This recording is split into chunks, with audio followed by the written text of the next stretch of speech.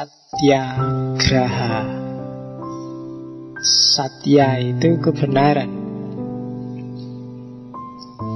Satyagraha itu berarti hidup demi kebenaran.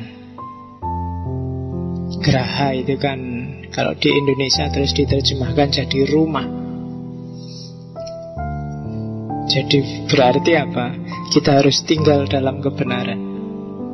Satu-satunya parameter yang valid, yang bisa dan bahkan harus jadi landasan aktivitas berpikir, berbicara, berperilaku kita adalah kebenaran.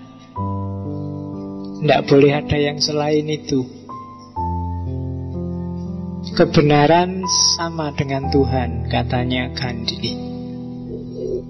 Kalau kita hidup demi kebenaran, itu sama dengan hidup demi Tuhan. Kalau kita mengabdikan diri kita pada kebenaran, itu sama dengan mengabdikan diri kita pada Tuhan. Tidak usah tanya kebenaran itu apa, kamu sudah tahu. Hati kecilmu sudah bisa menjawab. Akalmu masih waras, bisa ngasih fatwa. Dan hiduplah demi itu. Hari ini kamu tanya-tanya terus tentang kebenaran karena kamu terbiasa hidup manipulatif, terbiasa bikin alasan-alasan tidak perlu terhadap kesalahan yang sebenarnya kamu ngerti itu salah. Maka akal dan batinmu jadi tumpul, sehingga tiap hari kamu bingung. Saya nyari kebenaran, Pak. Mau nyari kemana? Kebenaran sudah ada dalam dirimu. Tanyakan ke dalam. Kalau dalammu tidak jawab, berarti ada yang tidak beres. Ayo dibereskan. Kalau hatimu nggak jernih, jernihkan. Kalau pikiranmu nggak sehat, sehatkan.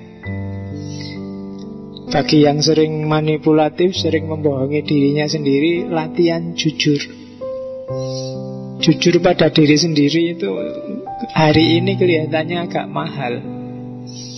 Jujur pada diri sendiri itu kalau salah ya salah, kalau keliru ya keliru. Meskipun terus minta maaf boleh, minta dispensasi boleh, minta, tapi pertama-tama akui itu salah. Hari ini jarang orang yang ngaku salah itu kayak wabot. Sudah jelas salah aja nyari alasan, nyari argumen.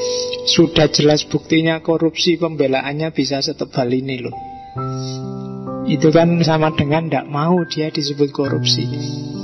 Padahal semua orang juga ngerti korban-korbannya, hartanya, kabeh sudah jelas korupsi. Tapi begitu bikin pembelaan itu tebel segini. Kalau kalian baca itu mungkin iki jane dudu koruptor tapi malaikat ini. Wapik kabeh isine. Itu Indonesia hari ini. Ndak satyagraha. Jadi kalau kalian satyagraha, maka kalian hidup dalam kebenaran. Hidup dalam kebenaran berarti hidup dalam Tuhan. Kalau dalam bahasanya Sufi, kalau kalian jalan berarti Allah yang melangkah. Kalau kalian bergerak berarti Allah yang bergerak. Kalau kalian melihat berarti Allah yang melihat. Itu satyagraha.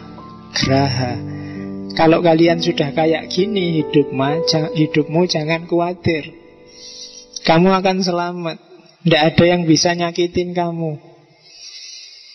Hidup lingkungan sekelilingmu akan jadi sumber yang menyelamatkanmu.